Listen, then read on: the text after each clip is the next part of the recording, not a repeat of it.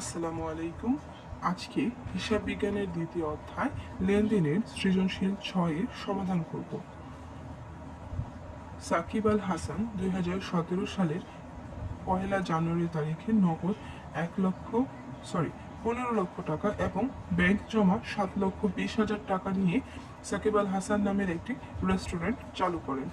উক্ত মাসে তার রেস্টুরেন্টের সংগঠিত লেনদেনগুলো নিম্নরূপ: জানুয়ারির 5 গ্রাহকদের সেবা প্রদান 75,000 টাকা, জানুয়ারির 9 চেকের মাধ্যমে মাসিক ভাড়া প্রদান 40,000 টাকা, জানুয়ারির 11 বিজ্ঞাপন বাবদ পরিশোধ করা হলো 12,000 টাকা, জানুয়ারির 21 ধারে অফিস সাপ্লাইজ ক্রয় করা হলো 17,000 টাকা, জানুয়ারির 28 গ্রাহককে ধারে 1,75,000 টাকা সেবা প্রদান, জানুয়ারির 30 তারিখ 28 তারিখে গ্রাহকের প্রদত্ত সেবার বিল চেকে প্রাপ্তি এবং 31 তারিখ অফিস সাপ্লাইজের মূল্য পরিশোধ করা হয়েছে 10,000 টাকা।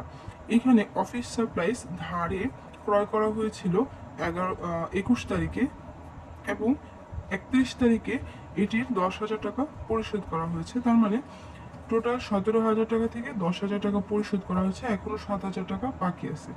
আমাদের ক নম্বরে জানতে চেয়েছে অফিস সাপ্লাইজের অপরিশোধিত মূল্য নির্ণয় করো। অপরিশোধিত মূল্য মানে যে টাকাটা এখনো আমাদের পরিশোধ করা হয়নি। তার মানে ধারে অফিস সাপ্লাইজ ক্রয় করা হয়েছিল 17,000, 10,000 টাকা পরিশোধ করা হয়েছে, তার মানে 7,000 টাকা এখনো অপরিশোধিত রয়েছে। তাহলে আমরা অঙ্কটি দেখে নিই।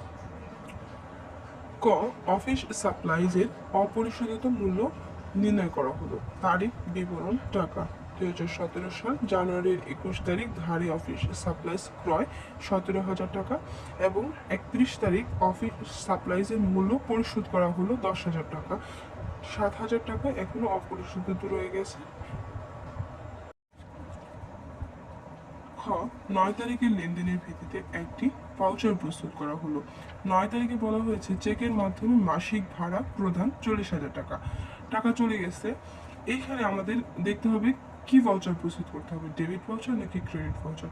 যেহেতু চেকের মাধ্যমে মাসিক ভাড়া প্রদান করা হয়েছে, টাকা চলে গেছে, সুতরাং আমাদেরকে একটি ডেবিট ভাউচার প্রস্তুত করতে হবে। চলো একটু দেখে নিই। 9 তারিখে লেনদেনের ভিত্তিতে একটি ভাউচার প্রস্তুত করা হলো। সাকিব আল হাসান, তার প্রতিষ্ঠানের নাম, ডেবিট ভাউচার নম্বর দেওয়া ছিল না, সেজন্য খালি আছে। হিসাব খাতের নাম মাসিক ভাড়া প্রদান। তারিখ 9 জানুয়ারি 2017। গ্রহণকারীর নাম এখানে ছিল না, ঠিকানা তথ্য না দেওয়া থাকার কারণে ডট ডট দেওয়া হয়েছে। ক্রমিক নং বিবরণ টাকা একটি এন্ট্রি ছিল, সেজন্য এক। চেকের মাধ্যমে মাসিক ভাড়া প্রদান 40,000 টাকা, টোটাল 40,000 টাকা। টাকা কথায় লেখা হয়েছে 40,000 টাকা মাত্র। এখানে 4 জনের স্বাক্ষর লাগে, একটা হচ্ছে কেশিয়ারের স্বাক্ষর, হিসাব রক্ষকের স্বাক্ষর, ব্যবস্থাপকের স্বাক্ষর এবং গ্রহীতার স্বাক্ষর।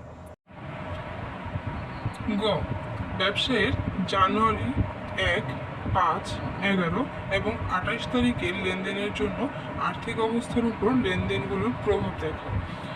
এখানে আর্থিক অবস্থার বিবরণীর প্রভাব দেখানোর মানে বোঝা যাচ্ছে যে টেবুলার ছক করতে হবে। তাহলে চলো আমরা টেবুলার ছকটা একটু দেখে নিই। গ ব্যবসায়ের জানুয়ারির 1, 5, 11 এবং 28 তারিখের লেনদেনের জন্য আর্থিক অবস্থার উপর লেনদেনগুলোর প্রভাব দেখাও। এখানে ছক লাগবে হচ্ছে তারিখ, উদ্ধৃত, সম্পদ, দায়, মালিকানা সত্ত্ব, মন্তব্য। সম্পদ এখানে আছে কি কি আমাদের জানতে হবে।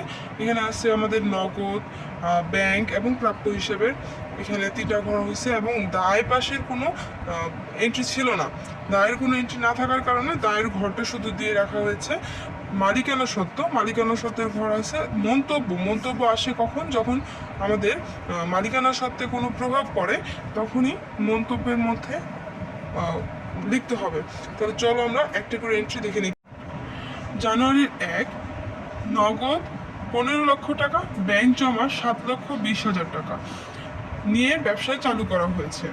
তাহলে এইখানে নগদ টাকা বৃদ্ধি পেয়েছে এবং ব্যাংকে টাকা বৃদ্ধি পেয়েছে। নগদ এবং ব্যাংকের দুইটাই সম্পদ পাশে এবং এই দুইটা বৃদ্ধির ফলে মূলধন বৃদ্ধি পেয়েছে। তারপরে 5 তারিখ জানুয়ারির 5 গ্রাহকদের সেবা প্রদান 75,000 টাকা। সে গ্রাহকদের সেবা প্রদান করা হয়েছে। এখানে গ্রাহকদের সেবা প্রদান করার মাধ্যমে নগদ টাকা বৃদ্ধি পেয়েছে। সুতরাং এখানে নগদ টাকা, এটা সেবা প্রদান একটি আয়, নগদ টাকা বৃদ্ধি পেয়েছে, তাই নগদের পরে প্লাস, এবং এটা যেহেতু একটি আয় এই জন্য মূলধনের সাথেও যোগ হবে। আমরা জানি মূলধনের সাথে সকল ধরনের আয় যোগ ব্যয় বাদ এবং উত্তোলন বাদ যায়। তাহলে এখানে গ্রাহকদের সেবা প্রদান ৭৫,০০০ টাকা, গ্রাহকদের সেবা প্রদান একটি আয়, সুতরাং মন্তব্য দিতে হবে সেবা প্রদান হিসাব, এবং মূলধনের ঘরে টাকা হবে, নগদের ঘরে টাকা হবে। 11, বিজ্ঞাপন বাবদ পরিশোধ করা হলো 12,০০০ টাকা। বিজ্ঞাপন একটি ব্যয়, সুতরাং মূলধনের ঘরে টাকা আসবে এবং মন্তব্য আসবে বিজ্ঞাপন খরচ, এবং ব্যয় করার কারণে নগদ টাকা কমে গেছে, সুতরাং নগদ থেকে বাদ যাবে, মূলধন থেকে বাদ যাবে। 28 তারিখ গ্রাহকদের ধারে ১,৭৫,০০০ টাকার সেবা প্রদান করা হয়েছে। গ্রাহকদের যেহেতু ধারে সেবা প্রদান করা হয়েছে, সুতরাং নগদ টাকা বৃদ্ধি পায়নি, এখানে দেনাদার বৃদ্ধি পেয়েছে, এবং এটি একটি আয়, সুতরাং মূলধনে প্রভাব পড়বে। তাহলে মূলধন এবং দেনাদারের ঘরে টাকা প্লাস হবে।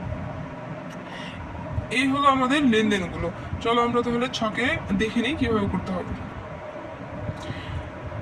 1 তারিখের 15 লক্ষ টাকা নগদ এবং এই যে ব্যাংকের ঘরে 7,20,000, এই দুইটা যোগ দিয়ে মালিকানা সত্ত্বের ঘরে 20,22,000 টাকা, এবং মন্তব্য আসছে মূলধন আনয়ন।